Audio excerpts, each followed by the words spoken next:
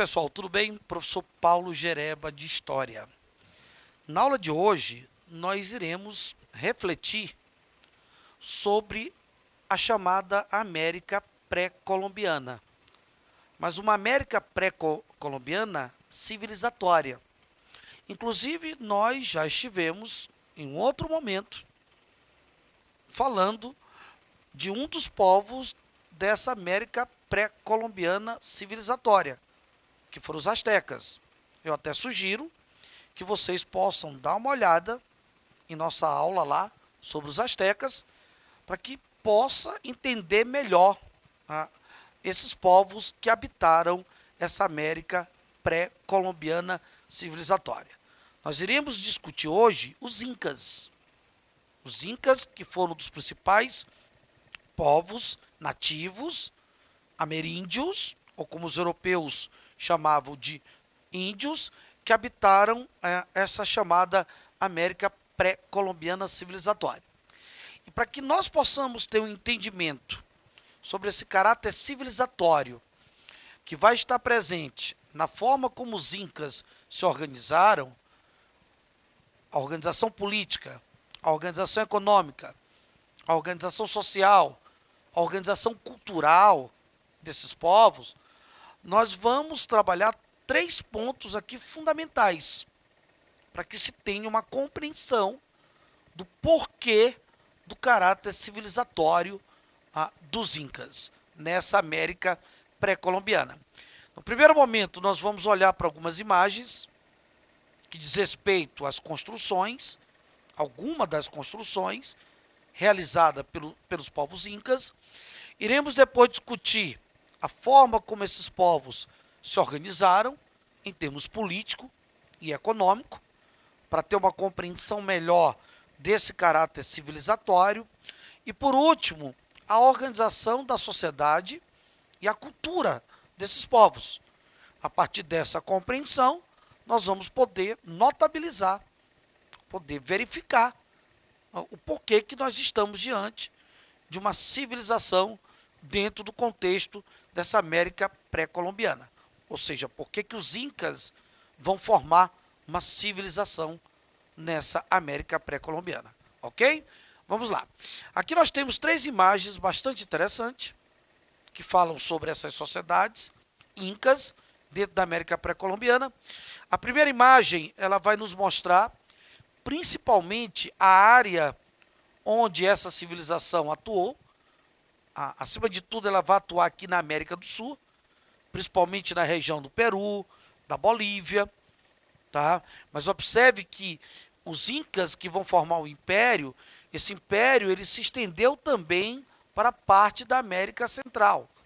Ele chega também na América Central, mas o ponto principal desse império é aqui nessa parte do altiplano peruano, né? Nas regiões altas aqui do Peru e principalmente Bolívia, é onde se tem uma maior concentração de povos dessa civilização dos incas. Nós temos uma construção, né? Claramente, essa construção, essa segunda imagem, ela nos mostra uma das principais cidades dos incas, que era considerado como grande centro administrativo deles, que é a cidade de Cusco. Nós temos as ruínas aqui da cidade de Cusco, que foi considerada uma das principais cidades, porque servia como base administrativa para o Império Inca. Na terceira imagem, nós temos o sistema de irrigação das sociedades incas, um sistema de irrigação extremamente avançado, conhecido como sistema de terraços ou terraceamento, o que mostra que esses povos chegaram a desenvolver atividades agrícolas extremamente elevada, ou seja, uma agricultura com estrutura hidráulica. Quando você observa o sistema de terraços, onde nós temos a terceira imagem que nos mostra o terraceamento, que é uma técnica de irrigação avançada que os incas utilizaram para o desenvolvimento das suas atividades agrícolas, ok? Então, dentro dessas construções e da própria estrutura de império que nós percebemos nessa imagem, podemos notabilizar que esses povos foram povos civilizados. As suas construções e a formação do seu império mostra para nós o quê? Olha só, que eles tiveram conhecimento nas áreas militares, eles conheceram as áreas militares, a engenharia, a arquitetura. Tá? Então, a partir desses conhecimentos e a execução de atividades militares, o conhecimento na área da engenharia, da arquitetura, da matemática, mesmo sendo considerados povos basicamente que não conheciam uma escrita, os povos incas, na verdade, eles se caracterizam como sociedades ágrafas. Eles foram sociedades ágrafas, que não conheciam a escrita. Mas eles utilizavam uma técnica para o desenvolvimento da matemática chamada de quipu, onde eles usavam cordas e davam nó nessas cordas, né, como técnica para o desenvolvimento da matemática. Ok? Pegando aqui a estrutura da organização política e econômica desses povos, porque a partir do momento que nós observamos como essas sociedades se organizaram politicamente e economicamente, isso nos dá também elementos para pensar uma estrutura civilizatória desses povos, né? Analisando a organização política e econômica. Nós estamos diante de sociedades que, no primeiro momento, chegaram até a conviver pacificamente com os povos que, evidentemente, eles mantiveram contato. Os primeiros contatos dessa civilização inca com determinados povos diferentes, que eles chegaram até a dominar, foram contatos pacíficos. Mas, no segundo momento, o que se observa que são contatos violentos, porque os incas vão formar uma estrutura de império. E aí nós temos uma organização de um expansionismo militar. Nós estamos diante de uma estrutura política imperial que vai organizar, no segundo momento, uma estrutura de expansionismo militar, onde, a partir dessa estrutura, nós teremos a formação de um grande império. Ou seja, a partir dessa estrutura expansionista militar, os incas eles vão dominar diversos povos, diversos reinos. Os incas vão impor as suas tradições, hábitos, costumes culturais.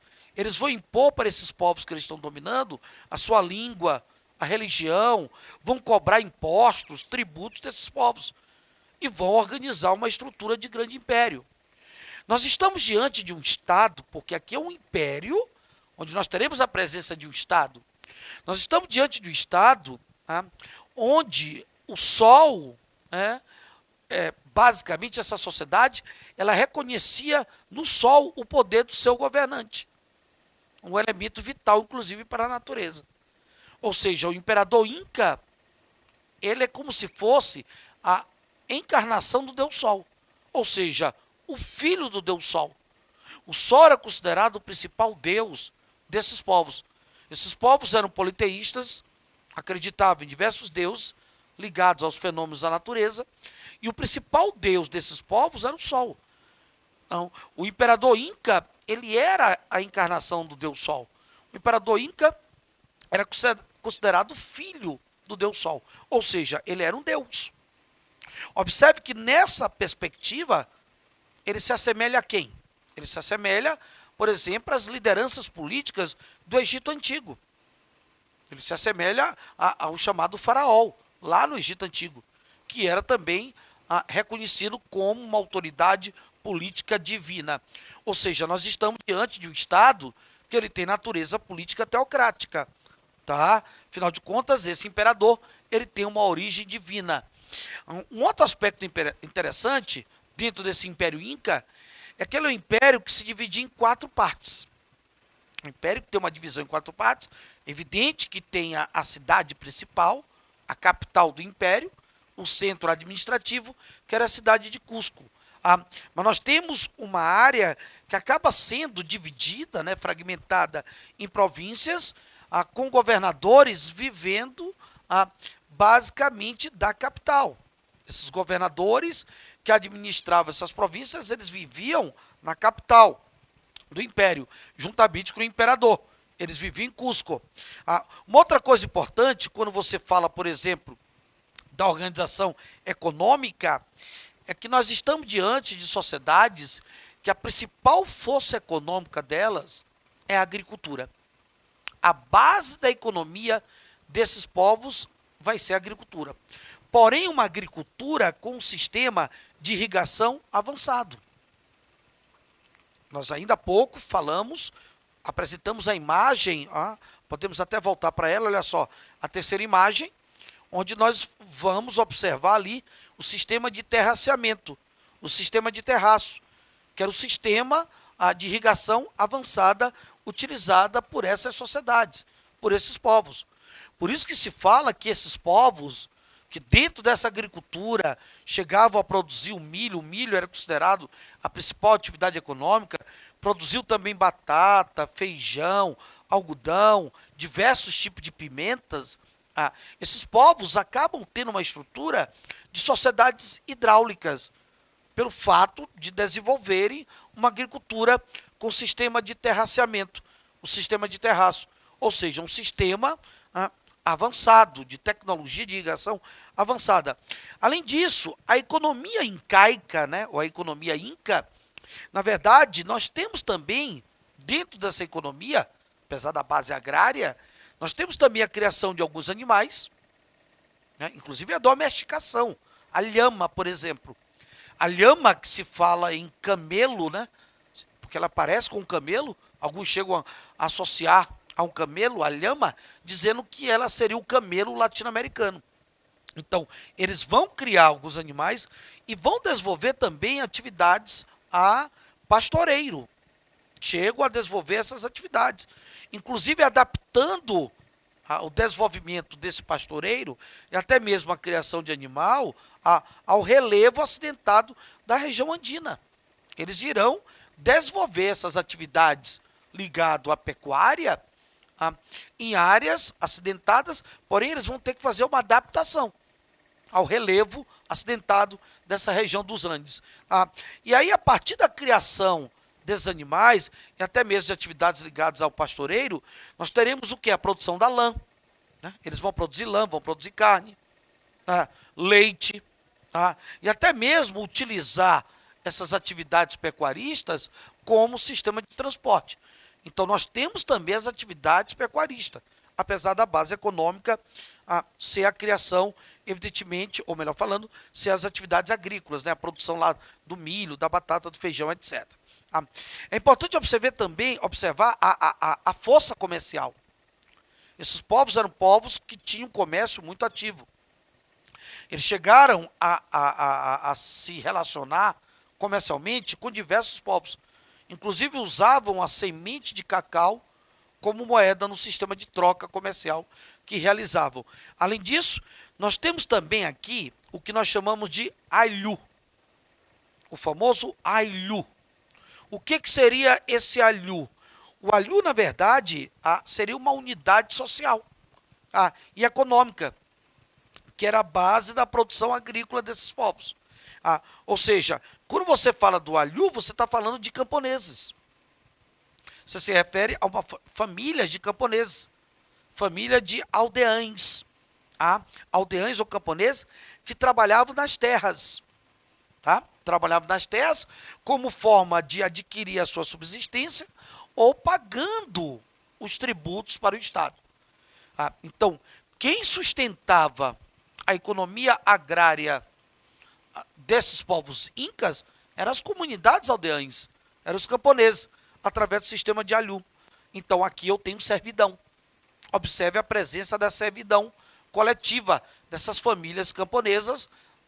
Estão lá trabalhando a terra para o sustento delas, para a subsistência delas e até mesmo para o pagamento de impostos, ou o que nós chamamos de tributos, ok? Então, observe dentro dessa organização política e econômica que nós temos um Estado de natureza política teocrática, nós temos a agricultura com irrigação avançada, ou seja, uma agricultura com sociedade hidráulica, nós temos a presença da servidão coletiva, que são características presentes dentro do que nós chamamos de modo de produção asiático.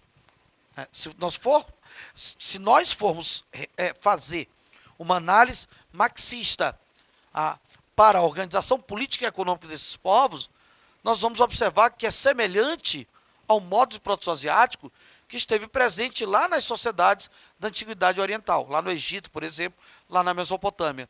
O Estado de natureza política teocrática, a agricultura como base, uma agricultura com uma estrutura de sociedade hidráulica e a presença da servidão coletiva. Ok? Beleza?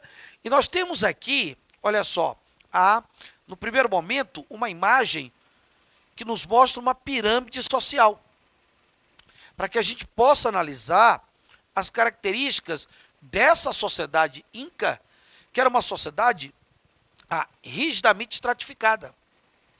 Nós estamos diante de uma sociedade rigidamente estratificada. Olha só, no topo da pirâmide, tendo privilégios, nós encontramos os imperadores, juntamente com os seus familiares. Nós temos também governadores e nobres, ou seja, que fazem parte aí de uma aristocracia, e até mesmo que sacerdotes, chefes tribais e altos funcionários, além do povo e de escravos, que vão fazendo parte dessa pirâmide. Então, quem que nós colocaríamos no topo? Os imperadores, os governadores, nobres e sacerdotes. Nós colocaríamos no topo dessa pirâmide. No corpo dessa pirâmide, nós vamos colocar artesãos, no corpo dela, artesãos e comerciantes, que nós temos aqui como chefes tribais e alguns funcionários. Na base da pirâmide, nós vamos colocar os camponeses, na base dessa pirâmide. A maior parte da base é formada pelas comunidades aldeãs, submetida ao sistema de servidão, e nós temos também escravos, prisioneiros de guerra. Os incas escravizaram determinados povos, transformando esses prisioneiros de guerra em escravos. Constitui. O que prova que essa sociedade é uma sociedade onde tem desigualdade. Nós temos desigualdade social. Nós temos aqui divisão de classe. Nós temos uma divisão de classe. Nós temos uma sociedade onde praticamente você não vai ver mobilidade social. Uma sociedade onde há uma tendência ao imobilismo. Você terá uma tendência ao imobilismo social. São algumas características que fazem parte dessa sociedade inca, que é uma sociedade rigidamente estratificada, que vai privilegiar principalmente a elite dirigente e os seus familiares, os imperadores, e que vai privilegiar também setores aristocráticos. Alguns nobres, alguns sacerdotes, e até mesmo alguns administradores públicos como governadores. Ok, galerinha? Beleza?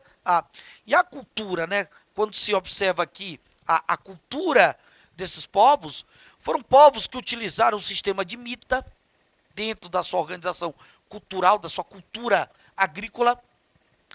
Desenvolve a mita que mais tarde vai ser ressignificada pelos espanhóis. Os espanhóis vão ressignificar, eles vão dar um novo significado para a mita. A mita, que era um imposto que era pago pelas comunidades aldeãs, pelos camponeses das sociedades incas, que eram recrutados pelo Estado, forçados pelo Estado, para trabalhar em obras coletivas, para trabalhar em construções, em manutenção de estradas, construções e manutenções de canal de irrigação e até mesmo construções e manutenções de templos. Então, eles utilizavam não só os escravos, mas eles utilizavam também algumas comunidades camponesas. Nós temos monumentais edificações, com extraordinário domínio da engenharia, onde eles se preocupavam muito com a segurança. Observe as cidades incas, elas tinham uma planificação urbana rigorosa, a capital pelo menos, Cusco, a gente claramente observa isso. A construção de um importante centro religioso, eles construíram uma cidade como um grande centro religioso, Machu Picchu, um sistema de estradas e até mesmo de irrigação avançado. Eram povos que tinham uma religião politeísta, inclusive faziam um processo de mumificação, onde nós vamos verificar aqui na imagem, uma múmia incaica, e chegava até mesmo a praticar sacrifícios humanos. Ok, galerinha? Dessa forma, você percebe que são sociedades de alta cultura. Ok? Um grande abraço e até o nosso próximo encontro.